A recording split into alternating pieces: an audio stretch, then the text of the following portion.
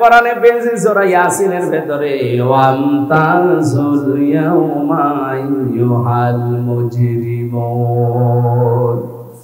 হাসরের ময়দানে আল্লাহ নিজে একটা ঘোষণা দেবেন, হে অপরাধী যারা, পাপিষ্ট যারা, আমার নেককার বান্দাদের থেকে আলাদা হয়ে যা।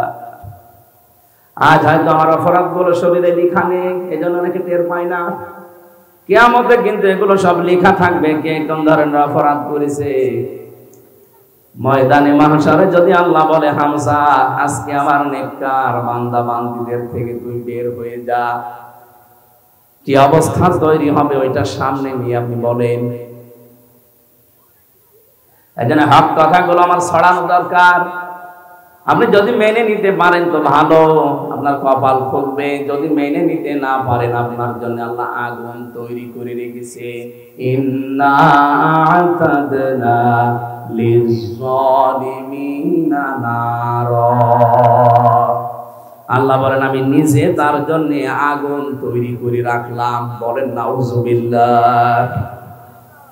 তাহলে আপনাদের দায়িত্ব চুপ থাকা আর শোনা, আর আমার দায়িত্ব পৌঁছিয়ে দেওয়া সঠিকটা। আমি সেই নিয়ত নিয়েই বসেছি। আজকের আলোচনাটা হেদায়েতমূলক আমি করব ইনশাআল্লাহ। আমাদের আজকের বিষয় হচ্ছে সমন্বয়। কি বললাম? বলেন না কেন? কি সমন্বয়? আজকে যে তেলাওয়াত করলাম সূরা সেজদা 18, 19, 20 এতগুলো আয়াত আমি কোন তাফসীর মাহফিলে পড়ি না, খুব পড়লেও এক আয়াতের অর্ধেক পড়ি। আজকে পুরা 3 আয়াত পড়েছি, সময় পেয়েছি এর জন্য। থাকবে তো ইনশাআল্লাহ। আমরা তাফসীর আকারে কথা বলবো। সমন্বয় যেহেতু বলেছি, আমরা সেজদা সূরা সেজদা থেকে পড়েছি। এত বড় একটা সুন্দর সূরা, সূরা সেজদা 30টা আয়াত আছে, 3টা রুকু আছে। কোরআন শরীফের ভেতরে 30 আয়াত বিশিষ্ট সূরা আমি পেয়েছি 2টা, সূরা মুলুক আর সূরা সেজদা। বিশ্বনবী সারাটা জীবনে 2টা সূরা পড়ে তারপরে ঘুমাতেন। বলেন সুবহানাল্লাহ। এত দামি সেজদা, নাম শুনলেই বোঝা যাচ্ছে এর ভেতরে এমন একটা কিছু আছে যেটার উপরে আমার আল্লাহ খুশি হয়। সেজদা এত দামি জিনিস, কোন মানুষ যদি সেজদা না দেয়, আমার আল্লাহ পাকে পৃথিবীতে সবচাইতে বেশি রেগে থাকে তার উপরে। চাঁদপুরবাসী আমরা অনেক মানুষ এখানে আছি, সুস্থ সবল থাকার পর আমরা নিজেরা আল্লাহকে সেজদা দেই না। তাফসীরের ভেতরে একটা ঘটনা পড়েছি, এই এদিকে তাকান। শয়তান মানুষের রূপ ধরেছে একবার, আল্লাহর এক বান্দার সাথে দোস্তি করেছে, সারাদিন তার সাথে চলাফেরা করে, ওঠা বসা করে, বন্ধুত্ব করে ফেলেছে। হঠাৎ সন্ধ্যার পরে যতদূর গেছে আর আসা সম্ভব হয়নি, এক গাছের নিচে আশ্রয় নিয়েছে। হঠাৎ করে শয়তান ডাক দিয়ে বলে, বন্ধু আমি আজকে আর তোমার সাথে থাকতে পারলাম না, আমি বিদায় নিলাম। কেন সারাদিন তো কথাবার্তায় ওঠা বসায় চলাফেরায় তো ভালোই ব্যবহার ছিল, বন্ধুত্ব হয়েছিল, চলে যাবেন কেন? এবার প্রশ্ন করছে, কি তুমি আমার চিনতে পেরেছো? বলে না, আমি শয়তান। কে? লোকটা বলছে, কি আশ্চর্য, আপনি পরিচয় যখন দিয়ে দিলেন, আপনাকে দেখে তো আমার ভয় লাগার কথা, আর আপনি আমারে ফেলে রেখে চলে যেতে চান কেন? শয়তান জবাব দিয়েছে, বন্ধু আমি শুধু একটা সেজদা লঙ্ঘন করেছি। কয়টা? আল্লাহ বলেছিল আদমকে সেজদা দাও, আমি দেইনি। একটা সেজদা লঙ্ঘন করার কারণে যদি আল্লাহ আমার উপরে গজব নাজিল করে, 2টা জিনিস থেকে আল্লাহ আমাকে চিরবঞ্চিত করে দিয়েছে। 1 নম্বরে কোনদিন আল্লাহ আমাকে ক্ষমা করবে না, 2 নম্বরে কোনদিন তিনি আমাকে জান্নাতে দেবে না। এই মোবাইল বন্ধ করে দাও।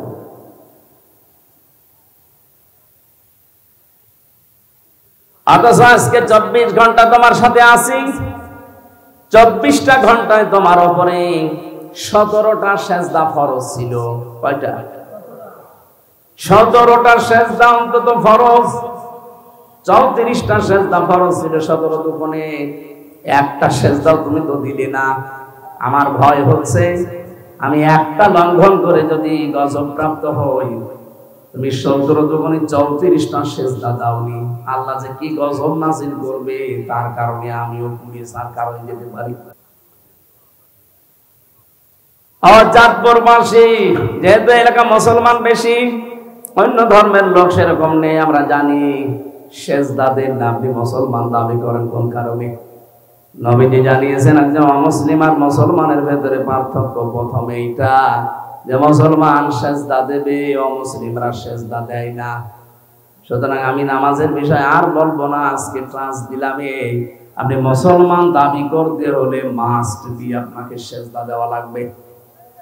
কি আজরাইল যতদিন না আসে এই গুরুত্বপূর্ণ বিধানটা আপনি ছেড়ে দেবেন না।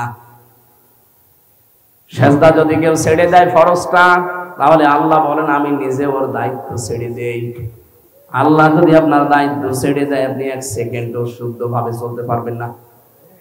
এই যে চলাফেরা করেন, মনে করছেন আমার বাবার দেওয়া শরীরে চলি, এক পা ফেলতে হলে প্রতিটি কদমে আল্লাহ ফেরেশতার সাহায্য লাগে।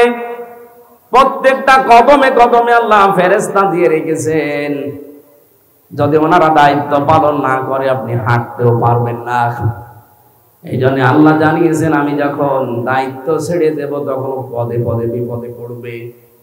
আমি মাঝে মাঝে এই শব্দটা নিয়ে ভাবি যে আমরা বেঁচে আছি এটা একটা আশ্চর্য, আমরা মরে যাই এটা স্বাভাবিক। মানুষ মরবে এটা স্বাভাবিক বিষয়, মানুষ মরেই যাবে, কিন্তু যে বেঁচে আছি এটাতে কতগুলো অর্গান কাজ করছে আমার 3.5 হাত বডিতে। এই যে কথা বলতে পারি, এক একটা কথা বিজ্ঞান এখন প্রমাণ করছে। খলাকাল ইনসান আল্লামাহুল বায়ান, আয়াতের তাফসিরে পড়েছি এক একটা কথা তৈরি হতে 27টা স্তর পার করা লাগছে। এতটুকু একটা কণ্ঠ, এই জায়গায় 27টা স্তর পার করে একটা কথা তৈরি হয়। আমি যখন ভেতর থেকে মনে করি যে কথা বলবো, এই কথাটা ভেতরে 27টা ধাক্কা লাগে। কত? 27টা স্তর পার করে শেষ পর্যন্ত মুখ দিয়ে বের করে দিচ্ছে। তাফসীরের ভাষা হচ্ছে প্রতিটি স্তরে একজন ফেরেশতা বসে আছে। এর কাছে ও ওর কাছে ও ওর কাছে ভাবে দিতে থাকে। সর্বশেষ এসে একজন ফেরেশতা বলে যা কথাটা বের করে দিলাম।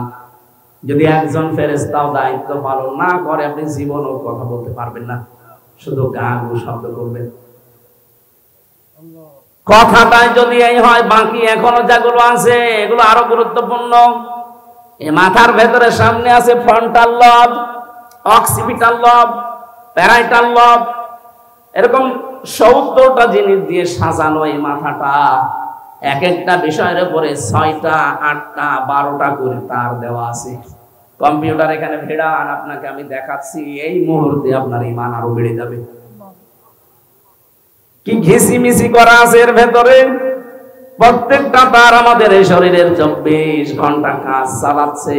একটা তার যদি আল্লাহ অকিছু করে দেয় আপনি পাগল হয়ে যাবেন। অনেকে বলে না যে তার কাটা, এমনি বলে। হালকা যদি একটু আপনার ঢিলা হয়ে যায়, কাটা না, তারটা যদি ঢিলা হয়ে যায় আপনি পাগল হয়ে যাবেন। নিজের পায়খানা নিজে খাবেন। রাব্বুল আলামিন বলেন আমি সবগুলো আমার ফেরেশতা দিয়ে তোর শরীরটাকে চালাচ্ছি। এই জন্য তুই বেঁচে আসিস যেটা আশ্চর্য, তুই মরে যাবি এটা স্বাভাবিক। আল্লাহ দায়িত্ব নিয়ে নিয়েছেন এই ফরজ সেজদার কারণে। যারা সেজদা দেয় না আল্লাহ বলেন দায়িত্ব আমি নেই না, ছেড়ে দেই। বলেন নাউজুবিল্লাহ। এরকম বহু কথা তাফসীরের ভাষায় শুধু সেজদার নামকরণে লেখা আছে। এত গুরুত্বপূর্ণ একটা বিধান সেজদা। কি বললাম? মানুষের এই 3.5 হাত বডির ভিতর তাকালেই বোঝা যায় যে মানুষকে আল্লাহ বানিয়েছে সেজদা দেওয়ার জন্য। এই হাত দিয়ে, কপাল দিয়ে, নাক দিয়ে এই পৃথিবীতে আর কোন সৃষ্টি সেজদা দিতে পারে না। গাছও সেজদা দেয়, খালি লম্বা হয়, ছায়াগুলো লম্বা হয় বিকাল বেলা, ওইটা ওর সেজদা। গরুগুলোও সেজদা দেয়, রাতের বেলা জাগর কাটে, এটা ওর সেজদা। এক কথা বুঝতেছেন? কিন্তু আমাদের মতো এইভাবে সেজদা পৃথিবীর কোন সৃষ্টি দিতে পারে না। এই জন্য আমাদের দাম এত বেশি। এখন সেজদায় আপনি দেন না, আপনার দাম তো কুকুরের দায় তো খারাপ হয়ে যাবে। আজকে থেকে ফরজ সেজদা আর ছেড়ে দেবেন? আলহামদুলিল্লাহ। আমরা 18, 19, 20 এই সূরা থেকে পড়েছি, এবার তেলাওয়াত করছি তাফসীর করার জন্য। রব্বুল আলামিন বলেন আফামান কানা না আফামান কানা মানে তো আফামান কানা মুমিনান কামান কানা ফাসিকা লা ইয়াস্তাউন। হে নবী, এই পৃথিবীর মানুষগুলো কি মনে করে যারা ঈমান এনেছে আর যারা পাপাচার পাপিষ্ঠ এরা সমান? না, এরা কখনো সমান না। পৃথিবীতে যারা ঈমানদার আর যারা ঈমান আনে নাই এরা আল্লাহর কাছে কখনো সমান না। এই জন্য আমরা যারা এই দেশে ঈমান আছে, ঈমানের দাবি আমরা যারা মানতে পারি, বিশ্বাস করে নিতে পারি যে মানুষগুলো এখনো ঈমান আনে নাই, অথচ ঈমান আনার পরও অনেকে ঈমানের দাবি পূরণ করে না, তারা আর আমরা জীবনের সমান। বলেন বলেন, লা ইয়াস্তাওয়ি আসহাবুন নারি ওয়া আসহাবুল জান্নাহ আসহাবুল জান্নাতি হুমুল ফাইজুন। কখনোই সমান না। যারা জাহান্নামে যাবে আর যারা জান্নাতে যাবে এরা কখনো সমান না। যারা জান্নাত পাবে এই মানুষগুলোর জীবন সফল। ও চাঁদপুরবাসী, হেদায়েতের নিয়ত কথাগুলো শোনেন। এ পৃথিবীর ময়দানে সফল আমার আল্লাহর দৃষ্টিতে ওই লোকটা, সফলতা পেয়ে গেছে ওই লোকটা ফামান যুহজিহা আনিন নার ওয়া উদখিলাল জান্নাতা ফাকাদ ফাজ। সূরা আলে ইমরানের 185 নম্বর আয়াতের মাঝের অংশে আছে রব্বুল আলামিন বলেন, যেই লোকটাকে আমি আল্লাহ আস্তে আস্তে জাহান্নামের কাজগুলো ছেড়ে দেওয়ার তৌফিক দেই, জান্নাতের কাজগুলো আস্তে আস্তে করার সুযোগ করে দেই, এই লোকটার জীবন সফল। আপনি এখন নিজের কি ভাবেন তো, জাহান্নামের কাজ কি আপনি ছেড়ে দিতে পারছেন? জান্নাতের কাজের দিকে কি এগিয়ে যেতে পারছেন? এটা প্রথম অর্থ। দ্বিতীয় অর্থ হচ্ছে চূড়ান্ত সফলতা ওই মানুষ পাবে যাকে জাহান্নামের আগুন থেকে মুক্ত করে আমি আল্লাহ জান্নাতি বলে ঘোষণা দিয়ে দেব। আসল হার জিতের খেলা পৃথিবীর ময়দানে হয় না। ইয়াউমা ইয়াজমাউকুম লিয়াউমিল জামঈ যালিকা ইয়াউমুত তাগাবুন। আসল হার জিত হবে কিয়ামতের ওই কঠিন ময়দানে। ওই দিন কেউ একজন আরেকজনের সমান হতে পারবে না। সুতরাং আসল হার জিত যেহেতু সামনে আসতেছে, এইটার জন্য এখন থেকেই প্রস্তুতি নেওয়া আমাদের। যারা ফাসিক ফুজ্জার, যারা গুনাহগার, যারা ঈমানদার, যারা মুমিন, আপনি এদের কাজকর্ম, কথাবার্তার অ্যাক্টিভিটিস, এদের বিশ্বাস কোনোটা এক সমান পাবেন না। পুরাটা দেখবেন এদের সব দুই রাস্তায়, কোনদিন এরা এক রাস্তায় এদেরকে আপনি পাবেন না। যারা ঈমানদার এই মানুষগুলো কোনদিন অনর্থক কথা এবং কাজ করে সময় নষ্ট করবে না। ভালো করে বুঝবেন, এইদিকে তাকান। ওয়াল্লাযীনা হুম আনিল লাগবি মুরিবুন। সফল কাম মুমিন যারা, তারা কখনো অনর্থক কথা কাজে এরা সময় নষ্ট করে না। অনর্থক কথার কাজ কি? যেই কথা বলতে গেলে চিন্তা করা লাগে, যে কথার দ্বারা দুনিয়া আখিরাতে কোনো উপকার আছে, যদি দেখেন না, সঙ্গে সঙ্গে সেখানে থেমে যাওয়া লাগবে। কোন কাজ করতে গেলে যদি দেখেন এই কাজে আমার দুনিয়া আখিরাতের কোনো উপকার আছে, যদি দেখেন না, আপনি সঙ্গে সঙ্গে নিজেকে থামিয়ে ফেলবেন। এই মুরিদুন, লাগবুন, এই শব্দগুলোর ব্যাখ্যা আমি বিভিন্ন তাফসীরের সাথে মিলিয়ে দেখেছি। পৃথিবীতে সবচাইতে বড় অনর্থক কাজ হচ্ছে আল্লাহর জমিনে মানুষের তৈরি করা আইন কায়েম করার চেষ্টা করা। এটা এই দেশের মানুষকে আমরা বোঝাতে পারছি না।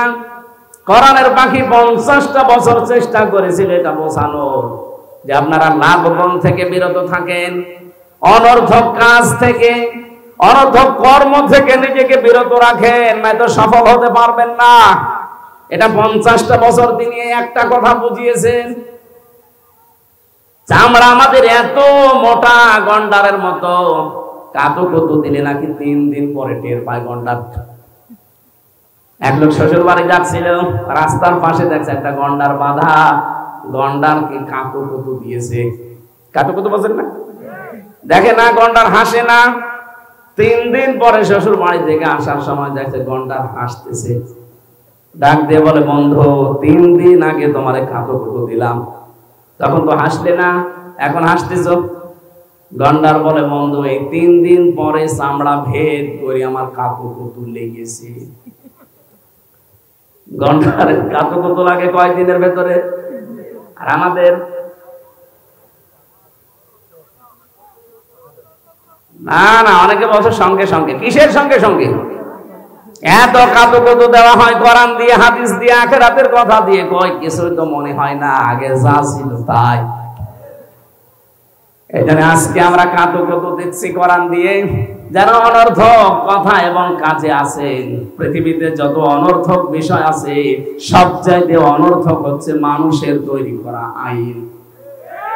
এক কথা বলেন, আল্লাহর এই জমিনে আল্লাহর পাঠানো আইন বাদ দিয়ে যারা মানুষের তৈরি করা আইন বিজয় করতে চান, আপনি কিন্তু অনর্থক কাজে আছেন। এরপরও যদি কেউ না বোঝার ভান করে থাকে, এদিকে আসেন, কানের নিচে 2টা দিলে তখন টের পাবেন। কোরআন শরীফ দিয়ে, বুখারী শরীফ দিয়ে তো হচ্ছে না, আপনার বুখারী শরীফ দেওয়া লাগবে। আপনার বিবেক কি মরে গেছে না কুকুরে পোশাক করেছে? কোন কারণে আপনি মানুষ হয়ে মানুষের তৈরি করা আইন কায়েম করার চেষ্টা করবেন? আজ পর্যন্ত কোন কুকুরকে দেখেছেন একটা কুকুর হয়ে আর একটা কুকুরের আইন মানে? কথা বলে না কেন? এত বড় সৃষ্টি আমরা, সর্বশ্রেষ্ঠ সৃষ্টি, এর বড় কোন কারণে মানুষের তৈরি করা আইন এখানে কায়েম করা লাগবে? আজকে থেকে তওবা করেন। আমি জানি আপনার হেদায়েত কপালে থাকলে আজকেই হয়ে যাবে, আর হেদায়েত যদি আপনার না থাকে, ওই গিরিশচন্দ্র সেনের মতো পুরা কোরআন শরীফ আপনাকে গুলিয়ে খাওয়ালেও আপনি পথ পাবেন না। গিরিশচন্দ্র সেন আমাদের চাইতে কোরআন কম পড়েনি, কম বোঝেনি, কম লেখেনি, আমাদের চাইতে বেশি লিখেছে। কারণ তাফসীর লিখেছে, অর্থ তো লিখেছে, ও তাফসীরও লিখেছে। আমি বিশ্ববিদ্যালয়ে পিএইচডি যখন জমা দিয়েছিলাম তখন দেখেছিলাম ও কিন্তু গিরিশচন্দ্র সেন শুধু কোরআনের বাংলা অর্থ করেনি, ও তাফসীরও করেছে।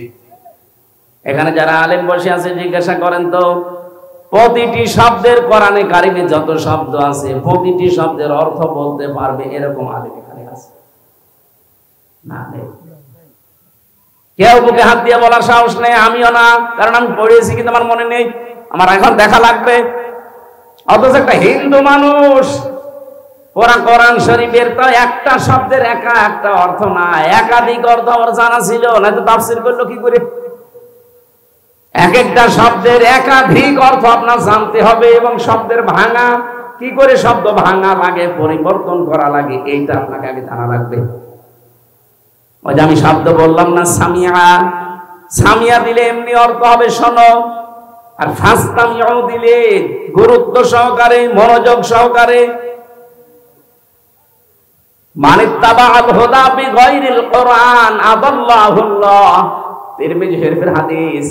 নবীজি বলেন, কোরআনে কারীম বাদ দিয়ে যদি হেদায়েত পাওয়ার জন্য পৃথিবীর কোন জায়গায় কেউ যায়, তার মন যতই ভালো থাক, আদাল্লাহুল্লাহ, আল্লাহ নিজে তাকে দায়িত্ব নিয়ে গোমরা বানিয়ে দেবে।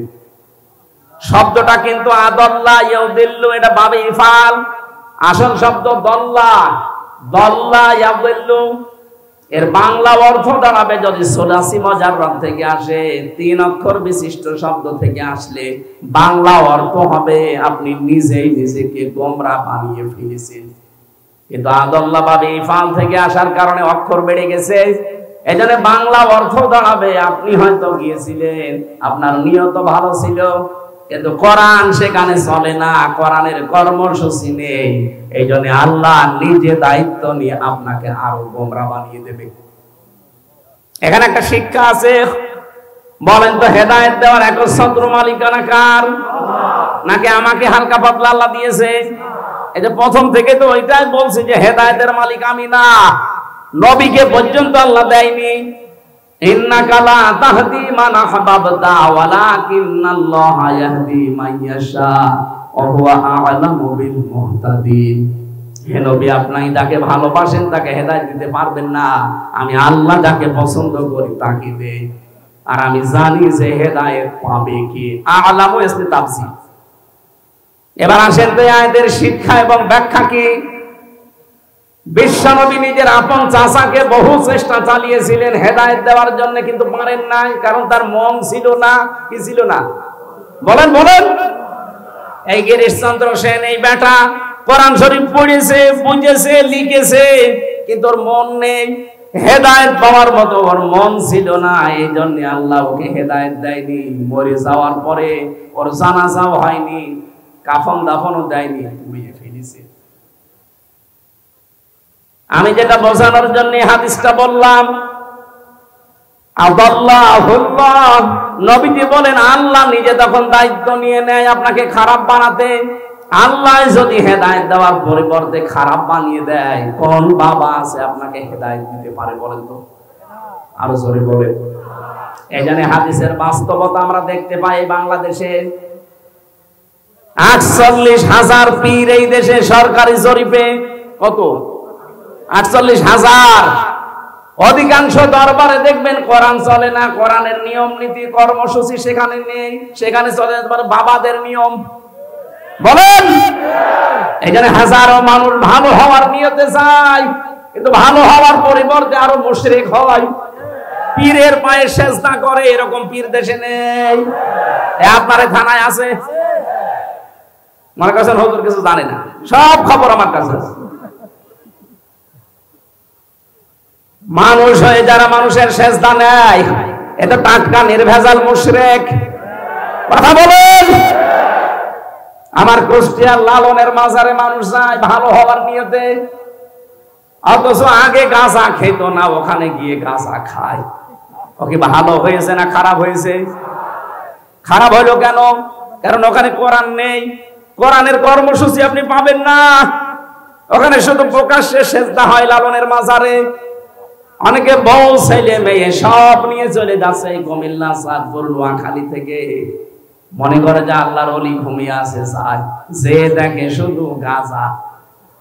বাংলাদেশে একটা জায়গা আছে যেখানে পুলিশ পাহারা দিয়ে নিশ্চিন্তায় গাঁজা খাওয়ায়, একটা জায়গা আছে, কোন চিন্তা নেই। যদি গাঁজা একেবারে নির্ভেজাল ভাবে খেতে চান, ওই মাজারে যাবেন, ওখানে কোরআনের কোন নিয়ম নীতি বলবেন চলতেও দেবে না, চলেও না। যেহেতু কোরআন নেই, এই জন্য ওখানে যারা যায় ভালো হওয়ার পরিবর্তে আরো কি হয়? আরো জোরে বলেন, কি হয়? এই জন্য আজকে সিদ্ধান্ত নেওয়া লাগবে, শুধু হাদিস শোনা না। যেহেতু আদাল্লাহুল্লাহ, আল্লাহ নিজে খারাপ বানায়।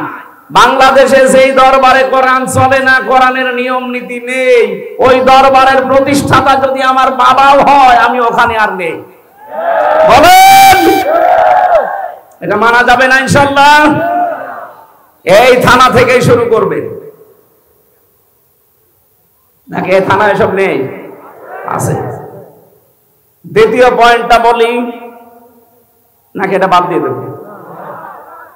না, বলেন বলেন, বললে হবে না, মানা লাগবে। মানবেন তো ইনশাআল্লাহ? দ্বিতীয় পয়েন্টটা আমি এবার বলছি, মানবেন কারা? আগে হাত তোলেন। হ্যাঁ, আন্দাজ হাত তোলবেন না কিন্তু, মুনাফিক হয়ে যাবে। চিন্তা ভাবনা করে হাত তোলেন। তোলেন, এই দেখেন তো হাত তোলেনি কে? আলহামদুলিল্লাহ। এই যে একজন হাত তোলেনি, তখন তোলার দরকার নেই। বাকিগুলো মানে কিনা দেখেন। তাহলে এখানে যেমন সহজ ভাবে বুঝলেন, কোরআন যেখানে দরবারে চলে না, ওই দরবারের প্রতিষ্ঠাতা আমার বাবাও যদি হয়, আমি ওখানে নেই। আমি থাকলে আমাকে খারাপ বানিয়ে দেবে কে? বাংলাদেশে 48টা নিবন্ধিত রাজনৈতিক দল আছে, আর নিবন্ধন এখনো পাইনি, এগুলো মিলাই প্রায় 73টা। যেই রাজনৈতিক দলের কর্মসূচিতে কোরআন নেই, কোরআনের নিয়ম নীতি চলে না, ওই দল যদি আমার বাবা প্রতিষ্ঠা করে, ওই দলে আমি নেই। এইবার অত জোরে বলবে না, আমি জানি। এইটা মানতে গেলে তো ওয়াজ শেষ। এটা মানবেন? অত জোরে আমাদের মিথ্যা কথা বলেন কোন কারণে? আপনি মানবেন না, আমিও জানি। এই জন্য এটা আসতে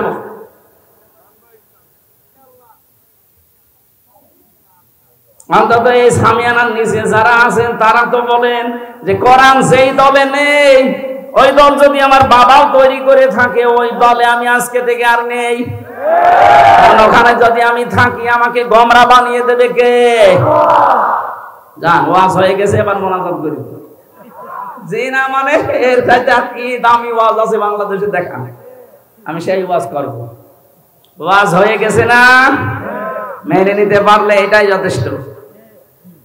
সারা বাংলাদেশে আমি হাদিসটা বলেছি, মানুষ যেভাবে হাত তুলে কথা দেয়, সব মানুষ যদি এই কথাটা ঠিক রাখতে পারতো, এদেশের সামনে কোরআনের রাজ কায়েম হওয়া কোনো ব্যাপারই না। কারণ কোরআন যেখানে নেই আমি সেখানে নেই, তাহলে অনেক দল এমনি মাইনাস হয়ে যাওয়ার কথা না। যারা এই কথা বলতে পারে যে কোরআনের সাথে রাজনীতির কোনো সম্পর্ক নেই, ওদেরটা তো আগে মাইনাস হবে। অথচ আমার এই ছোট্ট মাথায় কোরআনে কারিমে রাজনৈতিক কথা আমি পেয়েছি 903 জায়গায়, এই না 918 জায়গায়। 918 জায়গায় ডাইরেক্ট ইনডাইরেক্ট মিলিয়ে আছে রাজনীতি করা লাগবে কোরআন দিয়ে। আর সেই মানুষটা বলে যে কোরআনের সাথে রাজনীতির কোনো সম্পর্ক নেই, ওর পেটে বম মারে। কোরআন মানে কি বলতে পারবে না। কোরআন মানে কি? বহুল পঠিত পাঠ্য, এটা বলতে পারবে?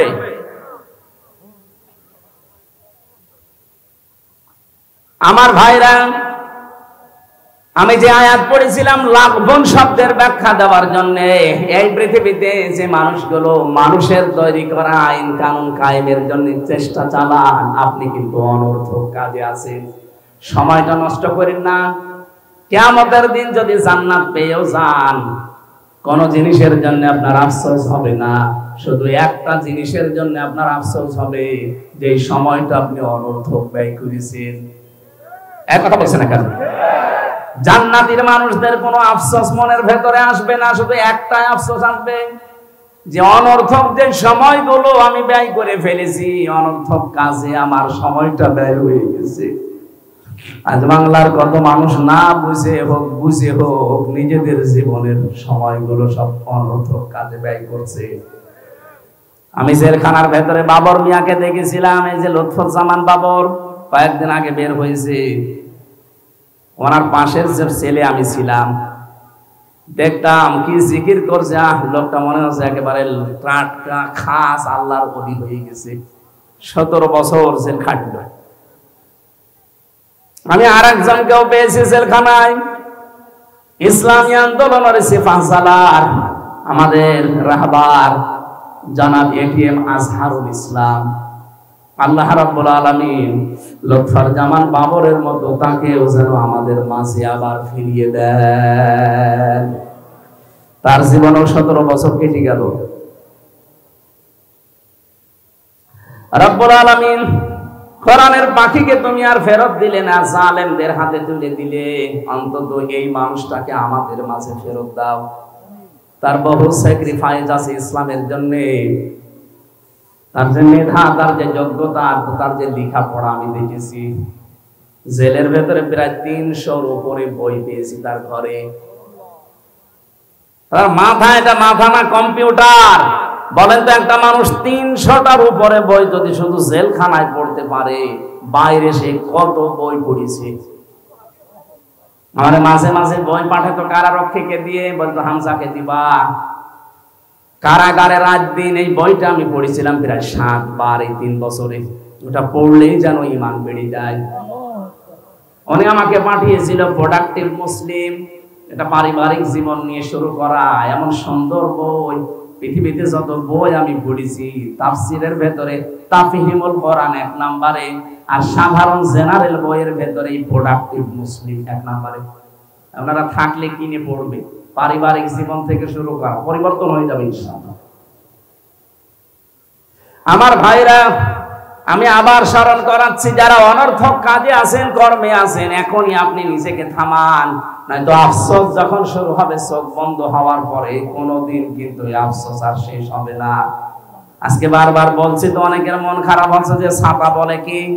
আরে ভাই, আপনি এখন বাঁকা পথে চলছেন, আমি দেখতে পাচ্ছি। যতই বাঁকা হয়ে মরেন না কেন, কোন জায়গায় যদি পড়ে মরে যান বাঁকা হয়ে, ফেরেশতারা কিন্তু বাঁকা হয়ে আপনাকে নেবে না, আমরা আপনাকে সোজা করে চকলেটের মতো মুড়িয়ে কবরে দেব। আপনি বাঁকা হয়ে মরে দেখেন, বাঁকা হয়ে কবরে দেওয়া হবে, সোজা করে দেওয়া হবে। এজন্য এখনই সোজা হন। অনেকে এখনই বাঁকা পথ আরম্ভ করে ফেলেছেন। কত বাঁকা পথে মানুষ হাঁটতেছে আগস্টের 5 তারিখের পর থেকে।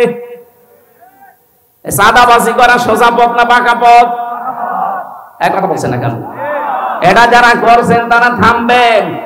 এখন যদি বলেন হুজুর আপনি আমারে বললেন, আমি আপনার নাম বলেছি, ঠাকুর ঘরে কে রে? আপনি এরকম করেন কেন? নিজেকে সংশোধন করতে পারেন না? আমার কোন দায় পড়েছে? আপনি জাহান্নামে গেলে আমার কোন লস আছে? আপনি জান্নাতে গেলে আমার কোন লাভ আছে?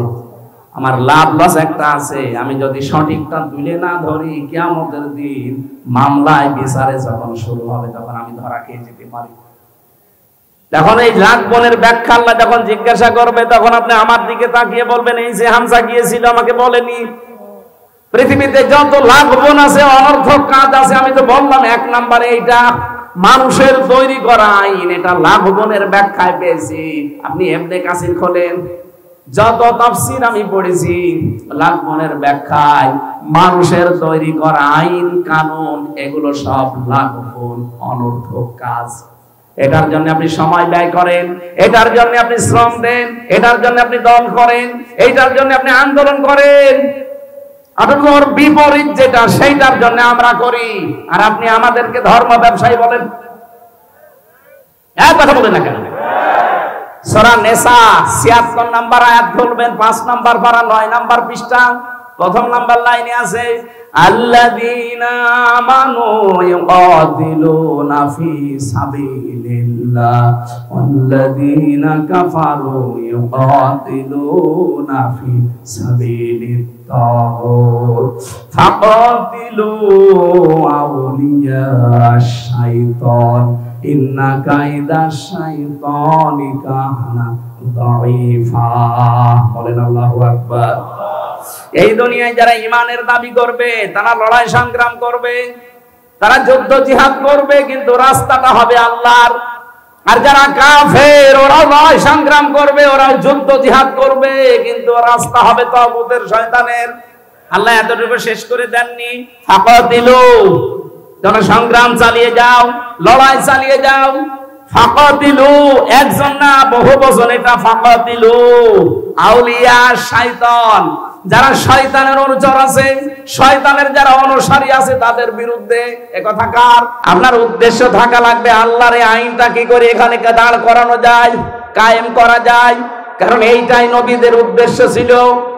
ওয়াল্লাযী আরসালা রাসূলাহু বিল হুদা ওয়া দীনিল হক লিইয়ুযহিরাহু। এখানে যারা তাফসীর বোঝে জিজ্ঞাসা করবেন এজহার মানে, এজহার মানে কি? না না, হ্যাঁ, এখানে বিজয় করা অর্থ হবে। এখানে এজহার মানে শুধুমাত্র প্রকাশ করা না, স্পষ্ট করা না, এজহার মানে বিজয় করা। সুতরাং নবীদেরকে আল্লাহ পাঠিয়েছিলেন এই জমিনে তার দিনকে বিজয় করার জন্য। আমরা তো নবীর পথে আছি, আমরা চাই এই দিনকে, এই জমিনের উপরে ৪৫০০ ধর্ম চলছে। কত? সারা দুনিয়ায় এখন ৪৫০০ ধর্ম চলছে। সব কিছুর উপরে আমরা আল্লাহর ইসলামকে, এই কোরআনকে আমরা বিজয় করতে চাই। এটা যদি কারো কাছে ধর্ম ব্যবসা মনে হয়, হ্যাঁ এটাই আমার ধর্ম ব্যবসা, এই কথা বলেন না কেন? এটা যদি মনে হয় যে এটা আপনি ধর্ম ব্যবসা করছেন, হ্যাঁ এটাই আমার ব্যবসা, আমি এইটাকে বিজয় করবো, এসে যে কোনো মূল্যে হোক। আলা দ্বীনি কুল্লিহি, যত ধর্ম আছে সবার উপরে, এটা আমার জীবনের শেষ টার্গেট। অলাউ কারিহাল মুশরিকুন অলাউ কারিহাল কাফিরুন। যদিও কাফের মুশরিকদের কাছে এটা অপছন্দনীয়, খারাপ লাগে। আরে ভাই, কাফেরের নাই খারাপ লাগতে পারে দিন কায়েমের কথা বললে, আপনি তো মুসলমান দাবি করেন, আপনার খারাপ লাগে কেন? তার মানে আপনিও কি মুশরিক? এই কথা বলেন না কেন? আপনি কি মুশরিক? হে নবী, আপনি বলুন আমার নামাজ, আমার কুরবানি, আমার বেঁচে থাকা, আমার মরে যাওয়া, আমি সব আল্লাহকে দিয়ে দিয়েছি। তা আমি তো অলরেডি এটা দিয়ে দিয়েছি, এখন আপনি আমার কাছে আর কিছু পাবেন না, দিয়ে দিয়েছি। আমার মন মতো আপনি আর নামাজ পড়তে পারবেন না। নামাজ আমি পড়বো এখন আল্লাহর হুকুম মতো। নামাজ পড়াও যেমন ইবাদত, নামাজ ছেড়ে দেওয়া ইবাদত। নামাজ ছেড়ে দেওয়া ইবাদত না? না মানে সূর্য যখন আপনি মাথার উপরে, সূর্য যখন উঠতেছে, সূর্য যখন ডুবতেছে, নামাজ পড়তে পারবেন? তাহলে নামাজ ওই সময় ছেড়ে দেওয়া কি? নামাজ পড়াও ইবাদত, নামাজ না পড়াও ইবাদত। এই জন্য ইন্না সালাতি, আমার যা নামাজ পড়া, নামাজ হোক, নামাজ বাদ দেওয়া হোক, আমি আল্লাহকে দিয়ে দিয়েছি। অনুসুকি, নুসুক মানে, নুসুকের অর্থ তিনটা হয়। এক নম্বরে নুসুক মানে কোরবানি, দুই নম্বরে নুসুক মানে হজের ক্রিয়াকলাপ, তিন নম্বরে নুসুক মানে ইবাদত বন্দেগী। এই তিনটা অর্থই আছে তাফসিরে। তার মানে আমার কোরবানি, আমার ত্যাগ তিতিক্ষা, আমার রক্ত প্রবাহ করা, যা করব আমি সব আল্লাহকে অলরেডি দিয়ে দিয়েছি। আমি যে বেঁচে আছি, আমি যে মরে গেছি, সব আমি আল্লাহর জন্য দিয়ে দিলাম। এই অবস্থায় যদি আমি মরণের বিছানায় আছাড় খেয়ে পড়তে পারি, রাব্বুল আলামিন বলেন আল্লাযীনা তাতাওয়াফাহুমুল মালাইকাতু তাইয়্যিবিনা ইয়াকুলুনা সালামুন আলাইকুম উদখুলুল জান্নাতা বিমা কুনতুম তা'মালুন। এভাবে সব আমি আল্লাহর জন্য নির্ধারিত করে দিয়ে, নিবেদিত করে দিয়ে যদি মরণের বিছানায় আছাড় খেয়ে পড়ি, আপনার মতো আমি পড়বো না, কারণ আমার সব পবিত্র করে আমি পড়েছি। রাব্বুল আলামিন এবার একটা দুইটা না, হাজার হাজার ফেরেশতা পাঠিয়ে বলবে তাইয়্যিবিনা, পবিত্রকরণ হয়েছে তোমার জীবনের। এখানে পবিত্রকরণ শব্দের ব্যাখ্যায় আমি পড়েছি শুধুমাত্র এই পোশাক আশাক আর শরীর পবিত্র না, চিন্তার পবিত্রতা, আমলের পবিত্রতা, বিশ্বাসের পবিত্রতা, খাবারের পবিত্রতা, কর্মজীবনের পবিত্রতা, সব আমি পবিত্র করে এরপরে আছাড় খেয়ে পড়লাম।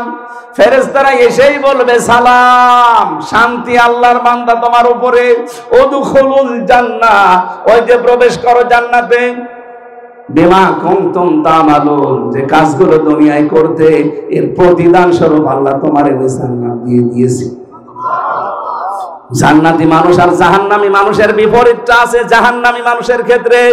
আল্লাযীনা তাতাওয়াফাহুমুল মালাইকাতু যালিমি আনফুসিহিম ফালকাউস সালামা মা কুন্না না'মালু মিন সু বালা ইন্নাল্লাহা আলিমুম বিমা কুনতুম তা'মালুন। যারা জাহান্নামী মানুষ এরাও পড়বে, যারা জালেম বিছানায় পড়ে যাবে, যেমন মরণের বিছানায় আছাড় খেয়ে পড়বে। ফেরেশতারা বলবে কি ব্যাপার, কি খবর, এখন তোমার এই মন্দ কাজগুলোর মজা এখন সামনে তুমি পাবে।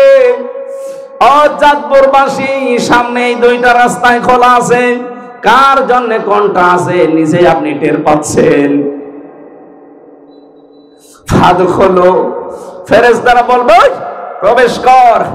আবওয়াবা জাহান্নাম, জাহান্নামের একটা দরজা তোর জন্য খোলা না, বাবের বহুবচন আবওয়াব, সব দরজা আল্লাহ খুলে দিয়েছে, প্রবেশ কর। ফাদখুলু আবওয়াবা জাহান্নামা, কয়দিন থাকবি? খালিদিনা ফিহা, চিরদিন থাকবি এখানে। কুল্লামা আরাদু আই ইয়াখরুজু মিনহা উইদু ফিহা, বারবার ওরা বের হওয়ার জন্য চেষ্টা করবে, কিন্তু আবার তাদেরকে আল্লাহ ফিরিয়ে দেবে। ওয়াকিলা লাহুম যুকু আযাবান নারিল্লাতী কুনতুম বিহি তুকাদ্দিবুন, বলবে প্রবেশ কর ওখানে, আরেকটু মজা চাক। দুনিয়ায় জাহান্নামের কথা বলতে গেলে ঠাট্টা বিদ্রুপ করে উড়িয়ে দিতিস, এখন দেখ কেমন লাগে। মিথ্যা মনে হতো তোদের কাছে যে এরকম কিছু মনে হয়নি, আজকে তোরে আমি দেখাবো, দেখ কেমন লাগে। এই দেখ কেমন লাগে এই শব্দটা আমার আদালত চত্বরের দিকে বারবার নিয়ে যায়। যখন আদালতে মাজার ভেতরে দড়ি দিয়ে, ডান্ডা বেড়ি পরিয়ে, পেছনে হ্যান্ডকাপ দিয়ে পুলিশে টানতে টানতে আমারে নিয়ে যেত। আদালত চত্বরে অনেক নাফরমানকে আমি দেখেছি, এখন যারা জেলে আছে। আমি সালমান এফ রহমানকে দেখেছি কয়েকবার, দরবেশকে ও টিপ্পনি কাটতো যে দেখ কেমন লাগে। এখন আমরা বলি যে দেখ কেমন লাগে, এক কথা বলেন না কেন? আপনাদের জেলার একজন বলতো ফিটনেস বিহীন, এক কথা বলছে না কেন? লাইসেন্স বিহীন। এখন আপনি দেখেন কেমন লাগে, আপনার তো ফিটনেসও নেই, লাইসেন্সও নেই, চেহারা কি হয়ে গেছে দেখেছেন? তাও তো এখনো ডিম দেয়নি। আমার রিমান্ডে 10 দিন, 10 দিনই আমাকে এই যে আঙ্গুল তুলে ফেলার, এই যে এইগুলো তুলে ফেলে না নখ, এই মেশিন নিয়ে এসে দেখাতো আর ডিম নিয়ে আসতো। যে এই কয়দিন রিমান্ডে 10 দিন মাটির নিচে আমার নিয়ে গেছে। প্রতিদিন আমার এই যে এই নখ তোলার ওইগুলো নিয়ে এসে বলতো এই যেগুলো নিয়ে নখ তুলি আমরা। শফিকুল ইসলাম মাসুদের নখ আমরা তুলেছি, দেলাওয়ারকে আমরা একেবারে ফুটবলের মতো পিটিয়েছি। যে অফিসার তাদের দায়িত্বে ছিল, আমারও দায়িত্ব, শয়তানগুলো ছিল, আমারে বলতো দেলাওয়ারকে আমরা তার গরম করে লজ্জাস্থানে ঢুকিয়েছি। ওর পুরুষত্ব নষ্ট হয়ে গেছে, চিকিৎসার পরে আল্লাহ এখন আবার ফেরত দিয়েছে। আমার আজকের তেলাওয়াত কিন্তু 2 নাম্বার আয়াতে কিন্তু এই কথাগুলো আসবে। আল্লাহ রাব্বুল আলামিন বলেন আম্মাল্লাযীনা আমানু ওয়া আমিলুস সলিহাত, যে মানুষগুলো ঈমান আনে আর ঈমানের দাবি অনুযায়ী যারা আমলে সালেহ করে, ভালো ভালো কাজের আঞ্জাম দেয়, ফালাহুম জান্নাতুল মাওয়া, এদের জন্য আমি আল্লাহ জান্নাতুল মাওয়া রেখে দিলাম। নুজুলাম বিমা কানু ইয়ামালুন, তাদের কাজকর্মের কারণে এটা তাদের মেহমানদারি। বলেন সুবহানাল্লাহ। আমরা এবার শব্দের দিকে যাই। আল্লাহ বলেন আম্মাল্লাযীনা আমানু, প্রথম যারা ঈমান আনে, কি করে? চাঁদপুরবাসী মন থেকে বলবেন ঈমান আমরা এনেছি না ঈমান পেয়েছি? পেয়েছি। বাপ দাদা মুসলমান ছিল, আমরা মুসলমান, কথা বলেন না কেন? আমরা কি সাহাবীদের মতো ঈমান এনেছি? না। আল্লাহ কিন্তু পুরা কোরআনে কোন জায়গায় বলেননি যারা ঈমান পেয়েছো, না, প্রত্যেক জায়গায় বলেছে ইন্নাল্লাযীনা আমানু, নিশ্চয় যারা ঈমান এনেছে।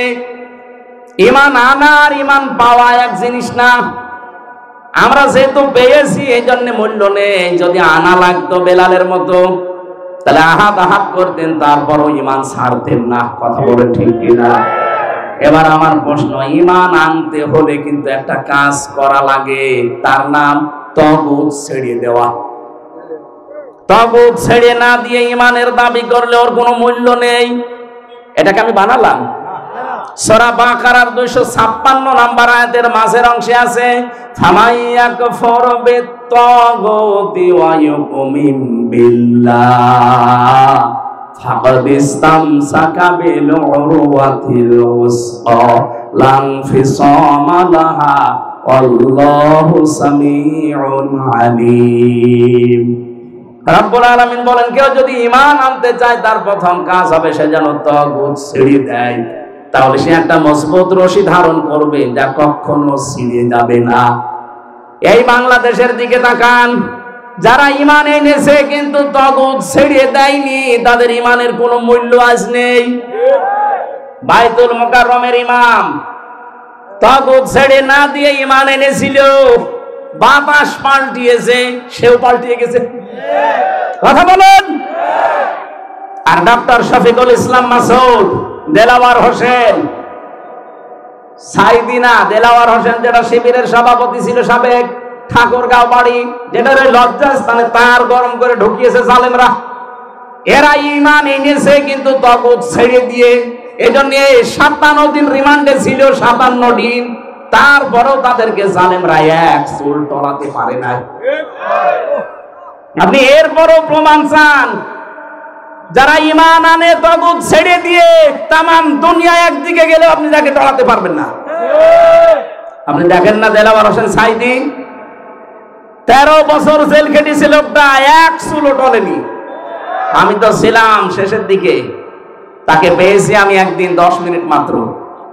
এখনো পর্যন্ত যে ঈমান তার ছিল, অথচ ধরা পড়ার পরে তাকে অফার দিয়েছিল। আমারে বলতো হামজা, প্রথমে আমারে অফার দিয়েছিল যে আপনি জামাত ইসলাম ছেড়ে দেন, আপনি নিজে একটা রাজনৈতিক দল খোলেন, অথবা নিজেই আপনি পীর হয়ে যান, হাজার হাজার মুরিদ আপনার হবে, কিচ্ছু চিন্তা নেই আপনার, এই জেলেও আর যাওয়া লাগবে না। ওই সময় যদি এটা করতাম, 13 বছর আমার জেল খাটা লাগতো না। উনি যেহেতু ঈমান এনেছিলেন কিন্তু তাগুত ছেড়ে দিয়ে, এই জন্য টলাতে পারে নাই। আর যারা ঈমান এনেছে কিন্তু তাগুত ছেড়ে দিয়ে না, এই মানুষগুলোর ঈমান আজ টিকে নেই। এই ফরিদউদ্দিন মাসউদ ওর ঈমান টিকে আছে। ওরে আপনি এক জায়গায় নিয়ে 2টা বাড়ি দেবেন, ও আপনাকে বাপ বলতে যে চাচা বলে ফেলবে। জেলখানায় বহু আলেমকে দেখেছি ঈমান টিকিয়ে রাখতে পারে নাই, শেষ পর্যন্ত অনেককে তারা রবের জায়গায় বসিয়ে ফেলেছে। আজকে আমি দুপুরবেলা ছিলাম কুমিল্লা সদর দক্ষিণ না কোথায় যেন, মুফতি জসিমউদ্দিন রহমানী হাফিজাহুল্লাহ, উনি আমার আগে কথা বলছিলেন, এক জায়গায় ছিলাম আমরা। ওনার যে ঈমান, ওরকম ঈমান এই দেশে হাজারো আলেমেরও নেই। উনি ঈমান এনেছে তাগুত ছেড়ে দিয়ে, আর আমরা অনেকে আজ ঈমানের দাবি করি তাগুতের সাথে মিলে থেকে। না তো কোনো মানুষ ওলামা লীগ করতে পারে একজন আলেম হয়ে? আমাকে যেই দিন ধরে ওই দিন রিমান্ডে এই শেখ ইমরান, এই শয়তান এসপি, এই শয়তান আমার প্রথম দিন রিমান্ডে বলেছিল যে আপনাকে যা বলতে বলছি এইগুলো শুধু বলবেন জামাত ইসলামের বিরুদ্ধে, আকিজ গ্রুপের বিরুদ্ধে, আর আপনি দেশের বিরুদ্ধে এই এই কাজ করেন। এগুলো আমরা পয়েন্ট আকারে লিখেছি, 13টা পয়েন্ট লিখেছি। বলছে এটা শুধু আদালতে যে ম্যাজিস্ট্রেটের কাছে বলবেন, আপনাকে কালকে ছেড়ে দিব। না, শুধু ছেড়ে দেবো তা না, আমার অফার দিয়েছিল যে আমার কুষ্টিয়া বিশ্ববিদ্যালয়ে আপনাকে উলামা লীগের সেক্রেটারি বানিয়ে দেব। মানে সব তো ওদের হাতের ভেতরে। ওই সময় যদি মেনে নিতাম, মালও কামাতে পারতাম। আগে কি সুন্দর মাল কামাইতাম, ওইটাও কামাতে পারতাম। 3 বছর আমার এই ফাঁসির কন্ডেম সেলের ভেতরে থাকা লাগতো না, কিন্তু আমার ঈমানটা চলে যেত। এক কথা বলছে না কেন? ওরা একেবারে টাটকা বেঈমান হয়ে যেতাম না? এখন আমার এই আপার সাথে পালানো লাগতো। এক কথা বলছে না কেন?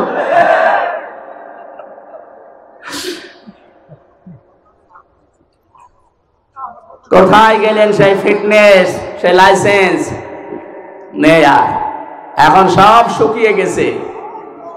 সেদিন আমি আদালতে হাজিরা দিতে গিয়েছিলাম, যে দেখি আপা নামতেছে, কিছুই নেই, মুখ একেবারে মনে হচ্ছে পেঁচার মতো শুকিয়ে গেছে।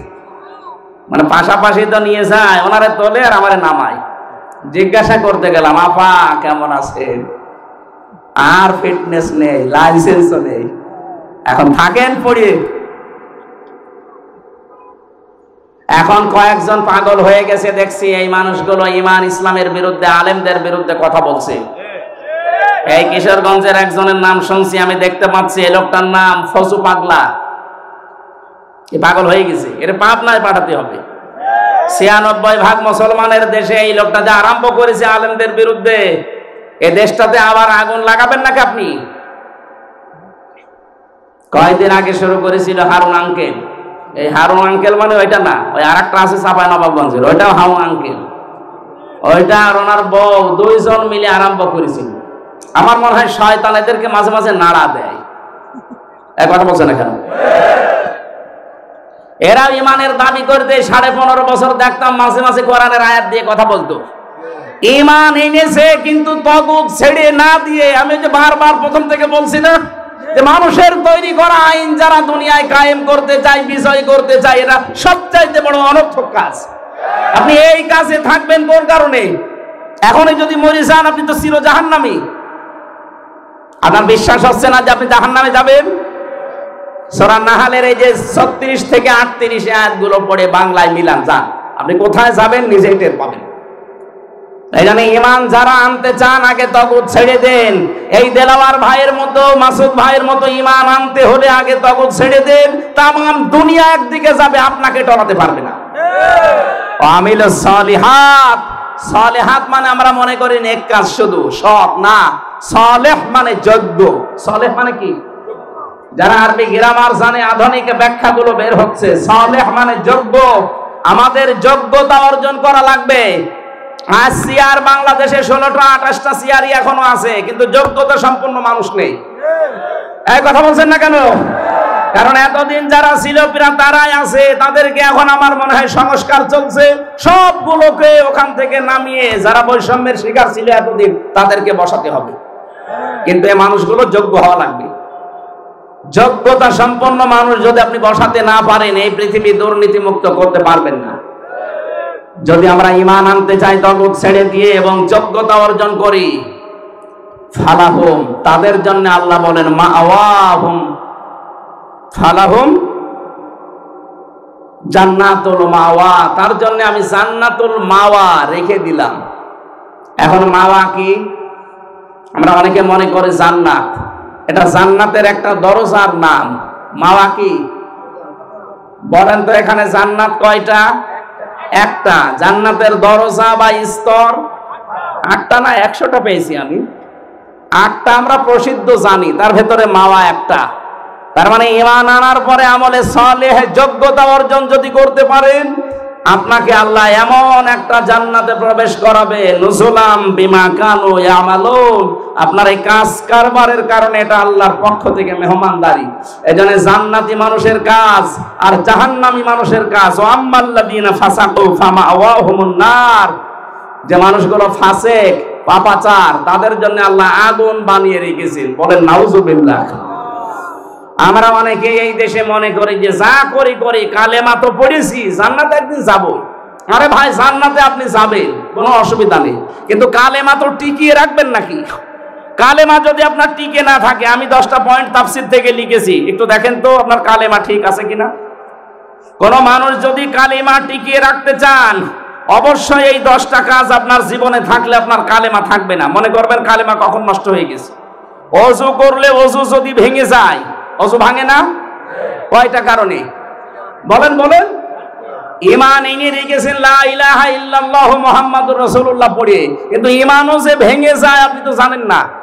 এই 10টা কারণে ঈমান ভেঙে যায়। ভাঙা ওযু দিয়ে যেমন নামাজ হয় না, ভাঙা ঈমান দিয়ে জান্নাত পাওয়া। 1 নম্বরে যারা শিরিক করে, এর দলিল আছে সূরা জুমারের 65 নম্বর আয়াতে। আমি দলিলগুলো লম্বা করতে পারছি না। 2 নম্বরে যারা কুফরি করবে, কুফরি মানে গোপন করে রাখা, আল্লাহর বিধান জানার পরে দুনিয়ার কোন স্বার্থ পেয়ে যারা গোপন করে রাখেন তারা কাফের। 3 নম্বরে যারা নেফাক, সব ধর্মকে যারা সমান মনে করেন। এই ফজু পাগলা কালকে এই বক্তব্য দিয়েছি, যেটা আমার বাংলাদেশ সব কিছু এই দেশে সমান, ইসলামও যা, ওই সনাতন ধর্মটা। সনাতন ধর্ম বলতে উনি বুঝিয়েছেন হিন্দু ধর্ম না ভাই। সনাতন মানে পুরাতন। সনাতন মানে কি? এই পৃথিবীতে পুরাতন ধর্ম কোনটা? এই জন্য সনাতন ধর্ম কিন্তু ইসলাম ধর্ম, হিন্দু ধর্ম না। ওটা তো নতুন ধর্ম। সনাতন মানে কি? এই পৃথিবীতে 4500 ধর্ম আছে, যারা সব ধর্মকে সমান মনে করেন। আল্লাহ বলেন না, আমার কাছে একটা ধর্ম, তার নাম কি? ইন্নাদ-দীনা ইনদাল্লাহিল ইসলাম। যারা সব ধর্মকে সমান মনে করেন, আপনার ঈমান চলে গেছে। বলে ধর্ম যার যার উৎসব, আপনার ঈমান আছে আর? এরপরে নবী ছাড়া অন্য কারো আদর্শ যদি কেউ ভালো মনে করে, এদেশে করে না। 5 নম্বরে আল্লাহর বিধানকে যাদের ভালো লাগে না। 6 নম্বরে দ্বীনের বিধানকে নিয়ে যারা কটূক্তি করে, সবগুলো এই দেশই হচ্ছে।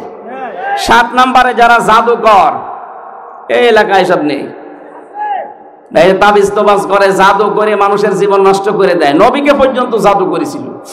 এরপরে যারা অমুসলিমদের বিরুদ্ধে না, মুসলমানদের বিরুদ্ধে অমুসলিমদের সাথে হয়ে যারা ষড়যন্ত্র করে, এখন এদেশে এটা প্রকট আকার ধারণ করেছে।